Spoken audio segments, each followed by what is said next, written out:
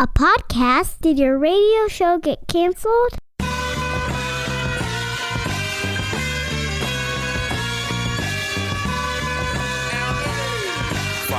Fire.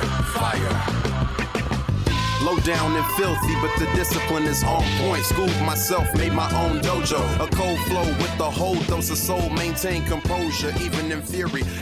Hey, it's Pete the Planner, talking about what college students need to know prior to college and the parents going into college, what they need to know about money. One of the beefs I hear the most is, boy, I wish they would have taught that in college, or I wish I would have known that before I went to college. There's always the whole rub of like, hey, let's take an 18-year-old and have them borrow tens of thousands of dollars with no job, income, credit history, or means to pay back the money they just borrowed. That seems like a really bad system. Well, it kind of is. But to help us understand how to fix it and help us understand what the real expectations of you should have for your young adult or you as the parent in this relationship, I welcome my good friend and partner with MoneySmarts U, Phil Schuman, who is okay, Phil, your title always just kills me. I'm going to go with Director of the Office of Financial Literacy at Indiana University. Yeah, that works. I got it? What'd I miss? I mean, we don't normally say Director of Office of Financial Literacy. We just say Director of Financial Literacy, but it's pretty much the same thing. Okay. Hi, Phil. Hi, Pete. You're joining me from Portland, where you just wrapped up a very successful higher education financial wellness conference that you co-chair. Before we get into what kids need to know before they get to college and what the parents need to know about the college experience, I didn't make this year's conference. Millennial producer Nicole went in my absence. Last year, the big talk was about food security. Kids that didn't have the means to get food for themselves.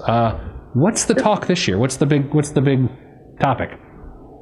I mean, there's definitely some of the food insecurity, housing insecurity pieces that are still there, because I think a lot of universities are placing focus on it. This year, I think there are a couple of things. Number one is just the psychology behind financial making decisions, because I think we're trying to tap into what makes students tick.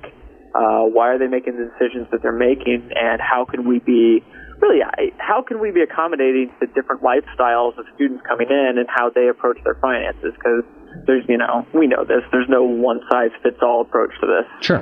And then the other piece, too, is our final keynote was really talking about the retention piece. So what is it about certain financial situations that are causing students not to be able to come back to school next year?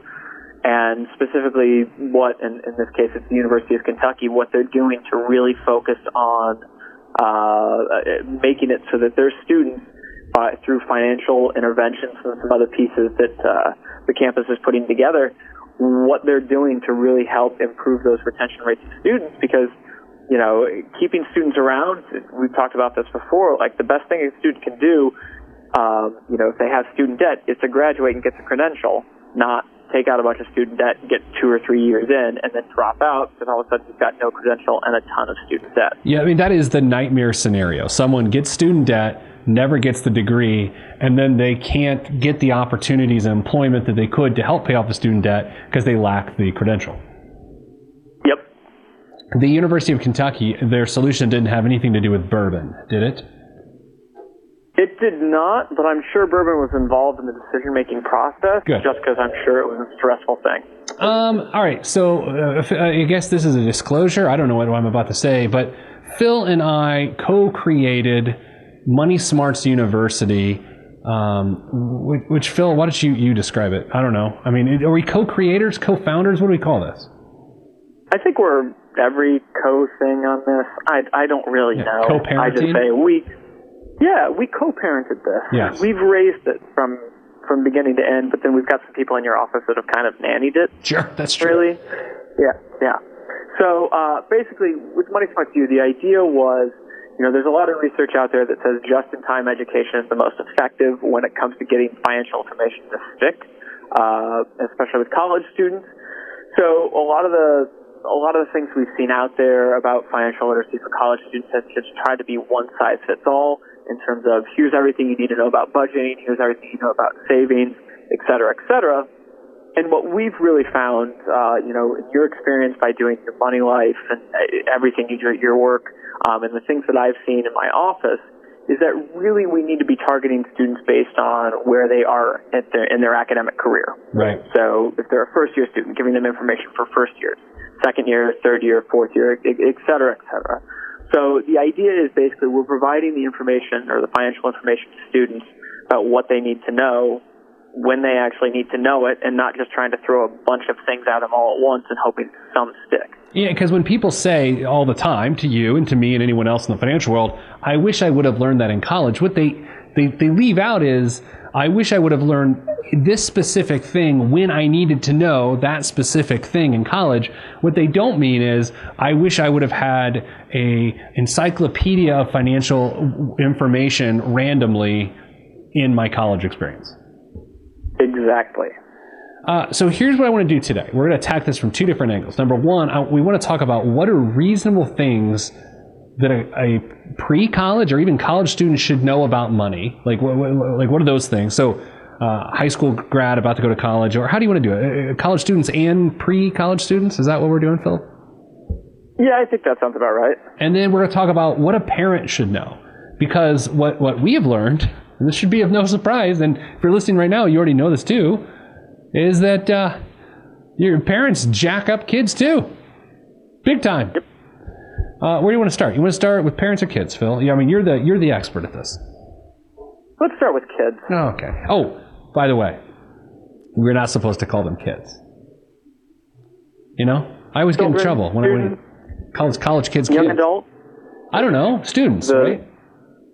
Those of the twilight age, I don't really know. I'm not in tune with the students these days. I'm pretty much 60 years old every single day. I know. All right, so Phil, let's start with students. What are reasonable things that every student about to matriculate in the fall should know about their financial life? Like, what are the basics that? No, I mean, nothing fancy, but like, what's a person have to know to survive? I mean, in order to survive, I think just the standard idea of a basic budget.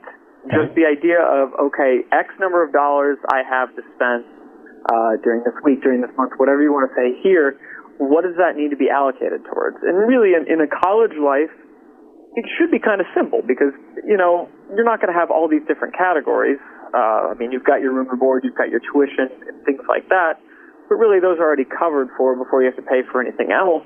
So it really just boils down to what additional income do you have coming in, and how are you going to spread that out over the course of whatever period of time you want to use, so that you don't dig yourself into a hole, and then also so you avoid taking out additional student loans to cover in those additional, call them personal expenses. Yeah, I think a big part of this, like in high school, and this is of course not for every student, I'm speaking in generalities. In high school, students don't have a lot of expenses. And if they do, they're not fixed expenses. They're all discretionary.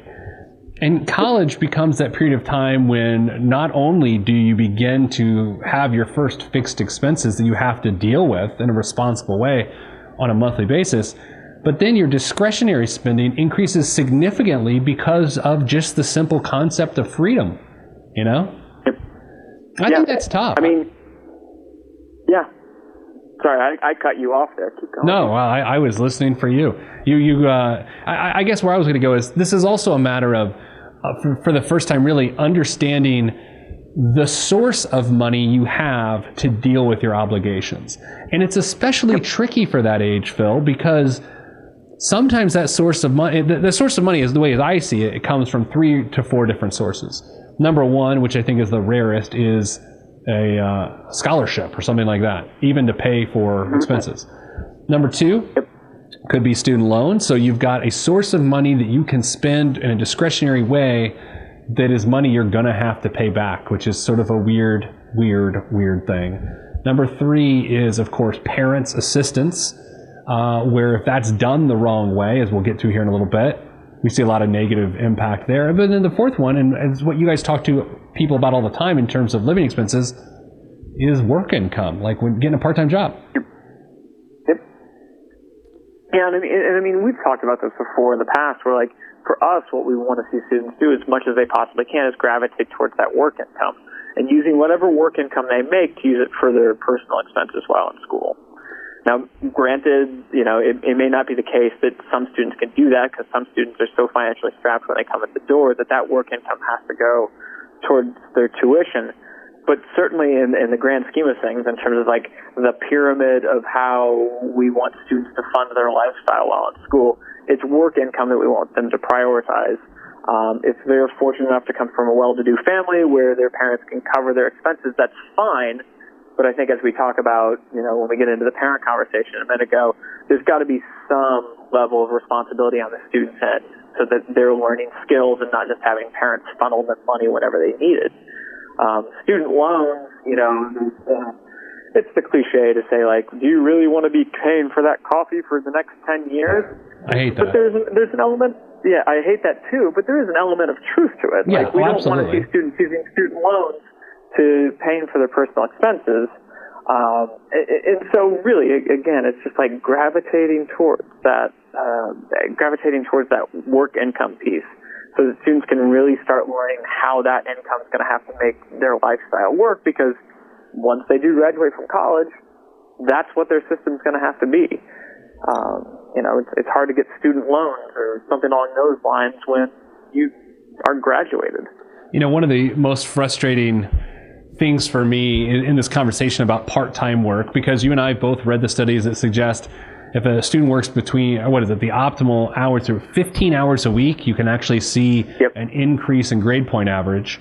I get frustrated when people say, well, my kid's job is to go to school and get their degree, and so therefore they shouldn't work. And I think that's cute, and in a vacuum it could make some sense.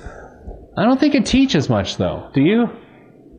No, I mean, college is very, we all know this. College is an academic thing. We're supposed to go there, get the credential, and graduate, but it's also about a time of learning how to be an adult, how to navigate the real world, so that when you do graduate, you understand what your responsibilities are and how you can manage your life. Part of that is figuring out how you're going to balance work life into everything else that you need to do. So, even if it's just like a 5 to 10 hour a week job, that is valuable from the skills that you're going to gain, the time management skills that you're really going to put together for yourself. It teaches a lot of responsibility that I think is great to have in college that's going to benefit you after you graduate. Yeah, I think about that. Like, if a kid has to go in and they just have to understand budgeting, they have to understand a source of income and how it funds those things, what are the tough lessons they learn once they get there? I mean, what else do they need to know? It's not like they need to know anything about investing. Do they just need to understand to don't take on any more debt than necessary? What are sort of those core learnings at the midpoint of a college education? I mean, with the student loan piece, it's definitely that it becomes about financial efficiency. So, in the case of student loans, you might get offered $5,500 from the federal government in a year, but just because you're offered that amount of money based on their calculations doesn't mean that you need to take out that much. Right. In the same way that you talk about home loans in the exact same way. Just because the bank approves you for $250,000 or $300,000 or whatever, doesn't mean you have to spend that much. And I know we're going to get here, and I just keep jumping ahead to it, and I can't stop, won't stop.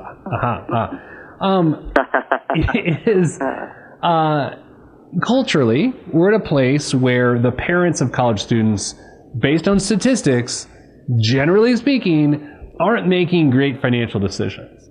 So when those parents influence in any way, shape, or form via do what I say or do what I do, these college students, it's decisions like you just said of, I'm being offered $5,500, I don't need $5,500, yet I'm still going to take the $5,500. Those negative decisions can be negatively influenced by parents. Yeah. I mean, and there's definitely some fault that has to be placed on the parents, but it's also, I would say natural in this case that, like, the authority figure believes they know what's best and will tell them what to do, despite that it's really coming from a place of lack of knowledge. But in a lot of cases, the parents, the adults, whatever you want to say, the older generation's not going to admit that they don't necessarily know everything, or at least they're overconfident that they know everything, which there is tons of research out there that shows, especially Americans, tend to be really overconfident when it comes to their financial knowledge. No. Really? I never even knew that. Yeah. I mean, It's amazing. It's so we don't know everything. It's why you and I have a job, Phil. That's why. It is. It is job security, which is wonderful. There was this trend. I remember at your conference last year, there was this trend where students that come from financially insecure homes were even taking aid money and sending it back home to support their families, thus using borrowed money to maintain the lifestyles of others. I have to assume that trend has not lessened. Yeah, that is a huge trend, and that's something that we've got to. It's hard to address because how do you tell somebody that they can't do something that's benefiting their family? But the problem is, and this is kind of what we've talked about too, is that our brains are wired to think short term and not really thinking about the long term benefits. And this is just one instance of that, where students are sending this money back home for the short term benefit of keeping their family going for another year, but at the same time financially, hurting themselves in the long term because it's putting themselves in a position where their ability to get a degree might be compromised because they're edging closer towards the point of they won't have the finances to complete their degree. Yeah, and I guess speaking of insecurity, we can talk about food insecurity as well. But I guess my eyes were opened in the last couple of years to sort of the plight of the impoverished student, sort of systemic poverty, multi-generational poverty, and what that experience is like for even a student getting student loans, the kid that you're sitting next to in class. Maybe I have the more traditional experience that comes from stability, but if they have food insecurity or just financial and fiscal insecurity, Phil, we're seeing massive issues there. Yeah, I mean, it is a really tough issue to solve because those students that are coming from impoverished backgrounds that have that food insecurity, that have that housing insecurity, have significantly more challenges on a day-to-day basis to finish their degree. In any one of those students that finishes, I would hire in an instance because it means they have the perseverance and they have the wherewithal to figure out how to maximize their resources to get that degree in spite of all the challenges I have to admit, the first time I heard about food insecurity, it's not that I was being apathetic to it or insensitive to it, but it just didn't make sense to me. Now I knew some people don't have it as well off as others, but the idea that there are college students starving, and we say food insecurity, it's like they don't know where their next meal is coming from, and it's not because of poor planning or bad decisions, it's because of their financial reality. Phil, I did not understand that at first, and so if people listening right now are like, food insecurity sounds like a joke, it sounds like people are just making dumb decisions. No, it has absolutely nothing to do with decisions. No, and I mean, that's partially because, and I will say too, I was like that, not necessarily to the same extent where I just brushed it off completely, but it was hard for me to understand because, my college life, I grew up in Bloomington. I went to a 4-year private school just outside of Indianapolis. The schools that I'm around tend to be the ones where this is not as much of an issue. It still exists, but it's not nearly to the same extent. So my experience with these types of things, I didn't hang around community colleges. I didn't hang around some of the smaller public colleges around the country that are more in more rural communities where this is a thing. And so, it's one of those things where we don't think something exists unless we actively see it. That's right. But all the research, all the data shows, no, this really does exist. I think the spooky part about it is that let's take a student that comes from a poor background and that there is food insecurity issues. They're going to college to attempt to end this multi-generational impoverished state, yet their effort to get over that is making their situation even worse, and with its food insecurity issues, putting them in danger and making their financial situations almost permanently worse unless they battle through it. Yep. Yeah, it is. They are taking one of the biggest risks, I think, that is never talked about. Like, it is crazy what they are trying to do in order to improve their lives. And if they're unable to succeed, it could set them back. And then the next generation or 2 generations from now is the next time they could actually try it. So I mean, and I think universities are really starting to see this and are starting to understand we've got to do as much as we possibly can to get these students in the door and get them out of the door in the right way. We're also seeing an increase in, I guess, what we at times call a non-traditional student, but that's a pejorative too. What are we supposed to call? Is it right? Non-traditional? I feel like we had to stop saying that. Yeah, I mean, it's tough because non-traditional student tends to be at the bucket, or at least in my opinion, tends to be the bucket everybody puts them in when they're not sure how to label them. Yeah. I think what ends up happening is, you just have to try and boil it down to what these students are in terms of maybe it's a single parent coming in, that's one type of student. If it's a student that no longer is financially supported by their parents as a result of some sort of falling out, that's another type of student. They just all tend to get lumped into in a bucket as non-traditional. But I think now we're starting to pull back and say, well, let's be more specific about who this student actually is. I think about growing up, even before going to college, and then once I was in college, just consuming the college experience via the media. Even movies like Animal House or what was the one? Revenge of the Nerds. That was always in college. Great series if you haven't seen it. But I mean, Adams College is one of my favorites. See, there you go. Even Monsters U, right? You get these things of oh, here's this quaint college experience. It's 4 years. Everyone, But I guess in today's day and age, man, it's just like that for fewer and fewer people. It is a real struggle of the classes, Yeah. It really is, because we see this. I see this on a daily basis at our university. There is that kind of class separation among how students interact on a daily basis at the university. We can see the students that are really that are struggling to get by. We see the students that are, putting forth all of their possible efforts so they can get that degree because their lives basically ride on it. And then you do have those students that come from the Animal House culture, from the Van Wilder was the big one in my day. You have those students too who are doing what they need to do academically to get through, but they have kind of the cushion, the support behind them where they're able to take those kind of lifestyle breaks, so to speak. That's a great way to put it, because the stakes aren't as high. The outcome is almost predetermined. And I don't know if it's always been this way or just some semblance of maturity has allowed me to see this. But for these students with food insecurity or they come from impoverished backgrounds, the stakes couldn't possibly be any higher unless their life depended on it in a really weird situation, because sometimes it actually does. The stakes are just higher now in a college education than they ever were before because of the two Americas that exist, the people making above living wage and the people making at or below living wage. And when you think about the early part of someone's career, where they're probably making at or below living wage when you compare in the cost to repay their student loans, Phil, this is not a cute topic. This is a terrifying topic that you guys deal with every single day. Yeah, it is crazy how prevalent this has now become in the conversation of college.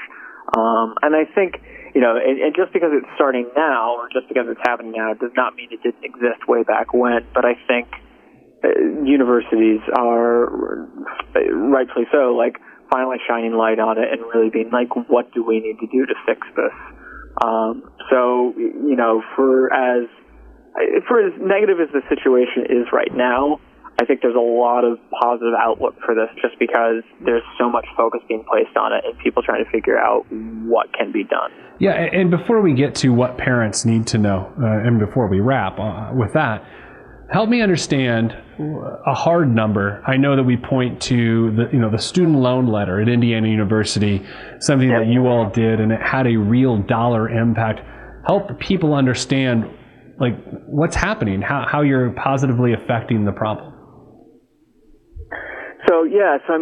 Through our financial literacy efforts, and I do want to throw a disclaimer out there myself that I'm not stupid enough to think that just because we taught students finances and because we sent them out this debt letter, have we had the success that we've had. So we've decreased student loan borrowing since 2012.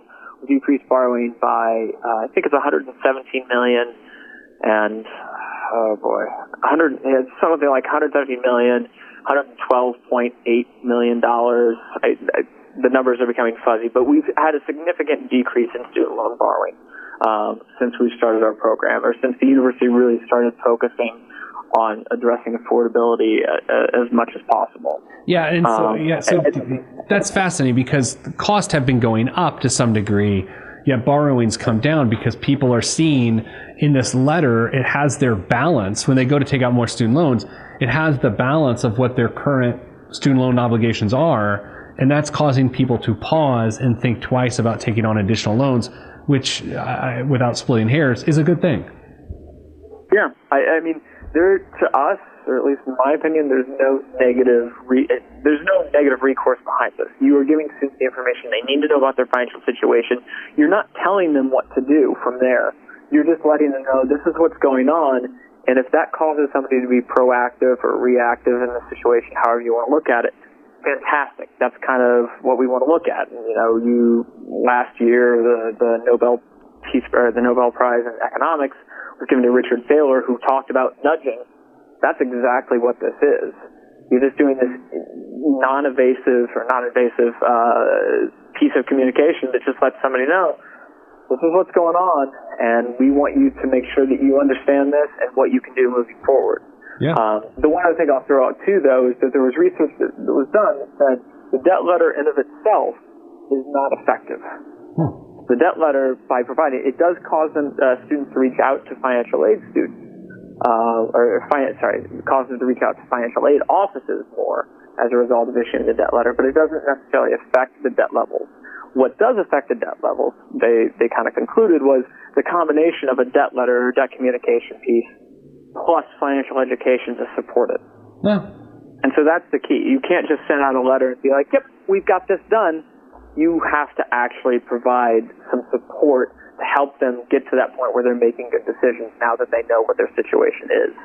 Do you ever, again, you and I are both in financial education in slightly different capacities, but in the same capacity with our joint project. Do you ever wonder, and this is the narcissism that exists within my heart, like how many dollars you prevented someone from borrowing in an unnecessary manner? Do you ever wonder, like, Phil Schuman was responsible from preventing $180,000 of student loan debt, which was probably a lot more than that. But you know what I mean? Like, you ever think about that?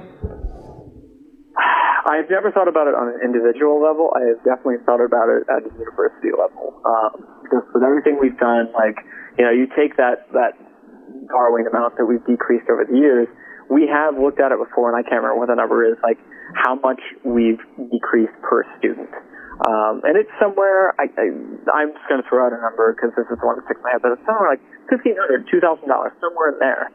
And you just think about that. We prevented a student from taking out an additional $1,500, $2,000 in student loans over their academic career. That's pretty awesome. Yeah. I love it. All right. What do parents need to know? Very basics. Like what do parents need to teach their students before they go to college or when they're in college? What are the primary lessons? And we have a course on this at MoneySmarts U that we provide to parents of the students that are served by our content and our curriculum. But succinctly, what do parents need to teach kids, Phil? So maybe it's not necessarily what parents need to teach kids, but it's the conversations that parents need to have with their kids. One of the things that we did in MoneySmarts U in our high school course, at the end was just the awkward guide to having a financial conversation with your kids. Yes. And that's it. Like it's that piece that's so important to this. It's you need to sit down, you need to have that discussion about, okay, mom and dad are going to cover this portion of college. Son or daughter A, son or daughter B, whatever you want to say, they're going to have to cover this portion. And just having that transparency and knowing what each party is going to be responsible for, that's what's going to allow for a better financial situation while a student is in college. It's not necessarily that the student knows how to budget, the student knows how to save, or anything along those lines, although they probably should know those things. But it should be more about, okay, what's the separation of roles in paying for college? Because the moment that you don't have that is the moment you have those students that are holding up the sign saying, Mom, Dad, send money, because that's the way they know how to get money for school. Yeah, and there's weird language around a parent and a student are purchasing an education, but some group of people would say, no, they're investing in an education. But I always think anytime you say investing in something, it always justifies poor decisions when it's actually a purchase. You know what I mean? Yeah. Yep. And with parents having more student loans, parent plus loans, student loans for adults, for parents, at a higher level than we've seen, like, there's a lot of risk. You're risking retirement. You're risking stability as a parent ages. And I think, Phil, as I have a 9 and a 6-year-old and your little girl, how old is she now? 5? She's 4. 4. She's outside my hotel door right now. Oh, you kicked her out of the room for me? Yeah, I did that. I evicted her. Oh, It's kind of funny. I listen. So when we think about, like, we try to have the conversations with our little people about, Dad, why don't we move to that house? Or why don't we have this car? And you try to say, well, we could do that, but we've chosen not to do that for this reason, or we can't do that. Somehow, that conversation disappears with something as important as a college education because guilt or I don't know what else gets in the way, and all of a sudden you've got parents and students together making asinine decisions about a college education.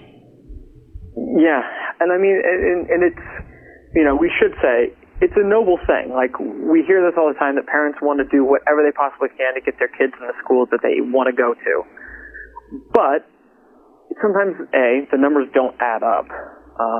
If the numbers don't add up, don't try and push that. We see a lot of students, or we see a lot of parents that come in the door saying, this is our financial situation.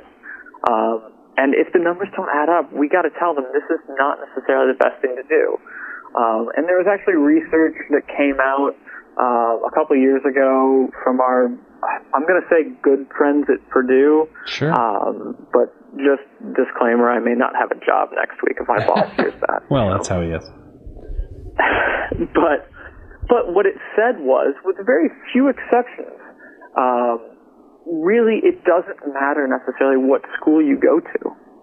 Like, the important thing is the skills you pick up and the knowledge that you gain from it. Yes, there are a few schools that if you put that on your resume, people are going to open up their eyes and be like, holy cow, this guy's got to be good. Right. But in a lot of cases, it's what you make out of it. And so, don't try and think that this school is going to provide everything your student needs to succeed, and if they go to this school instead, it's not going to happen. If that other school is more financially affordable and provides a lot of the same opportunities, my eyes would be going towards that one. And I will have this conversation with Lucy here, once she gets old enough to understand what's going on. But yeah, we want to give her, try and put her in the school that she really wants to go to. But if the numbers don't add up, we're not gonna have that happen because we don't want to sacrifice our financial future. We don't want to sacrifice her financial future. We want to do what's best for us in the long run, and part of that's going to have to be potentially not, making an exorbitant financial decision when it comes to college. I thought you were going to say at first you were going to have this conversation with her when she got back in the hotel room, and I was like, I don't know, just let her in, All right, I'm trying to build slowly her financial knowledge about college. Final question for you, and this is important. You were in Portland all week, a great donut city. How many donuts did you eat? How many donuts did you personally consume? Because I know you're a donut man this past week. So I think I can answer part of that question, but I think we need Nicole on this too to kind of help out. Nicole, pop on a mic there. Nicole went out to Portland on our behalf. Nicole, how many donuts? Wait, did you and Don have the challenge? That's why I've been invited to chime in. Okay, what happened, Nicole? So I have a lovely 2.5-minute video watching our dear friend Phil Schuman eat a donut that weighs about as much as his 4-year-old, as much as he could in about 2 minutes. It's glorious. I may have to include it within the blog post. Oh my gosh, I'm gonna have to see this. And you kept it down, my friend, right? Yeah, he did like a champ. Yes. Yeah. All right. Kept it down. I will say, not going to try and embarrass him. I won't give out his name. But I am 4-0 in these eating challenges now. Yeah, it's always nice to beat your boss in eating challenges. Good job, Phil. If I'm gonna do something, that's gonna be it. But I will say, to answer your question too, so aside from the wagon wheel sized donut, I think I had 3 other donuts, and I still got, I'll be honest with you, I'm getting ready to go out and meet all my high school friends, or my closest high school friends out on the Oregon coast here soon.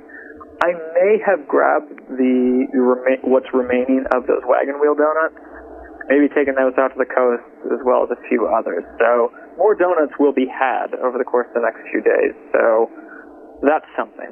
Excellent. Well, keep up the good work. And by the good work, I mean eating donuts. And season 3 of MoneySmarts U coming soon to all of the students that with 140,000 students at IU and other places across the country. So whatever the math is, I'm bad with numbers. Phil Schuman, Director, Financial Literacy, Indiana University. Thanks, buddy. No problem, man. Hey, hang on the phone. When we hang up with this pod interview here, I want to talk to you some more about your donuts. So stick with us. And for you, the listener, we're done with you. Thanks for listening. Catch more of the show at PeteThePlanner.com and the podcast. And boy, do we have a surprise return for you here on this podcast. You've been asking for it. More details on that later. We'll talk to you soon. I'm Pete the Planner. This is for information purposes only. Not the Swiss financial planning device. Consult a financial advisor. Hi, I'm internet podcaster Peter Dunn. You may know me as Pete the Planner. You hear me on the radio and on your podcasting device, but did you know you can also see me on YouTube? That's right, we have a YouTube channel and we call it PeteThePlanner.tv. We ask you to subscribe so you can catch great shows like Pete's Eats and this here podcast with drawings. But the drawings are made with a video camera. Subscribe today. Spaceship on my arm took me home, filled by the ink and the megabytes and the hypertext transfer protocol, stronger than the Skynet and the Terminator. I push faders into warp speed, glide with ease, creating a breeze they call a black hole. Event horizon, no rear view concerns. This I adjourn, and beats I burn. This I adjourn, and beats I burn. Salutations, I bring you love-tron greetings from a faraway land. I am the sole controller. Put the remote down and let me take control. You're now a part of my zone, so enjoy yourself. Love-tron can restore your health. I bring you greetings, salutations. How you doing? And is that how y'all say it?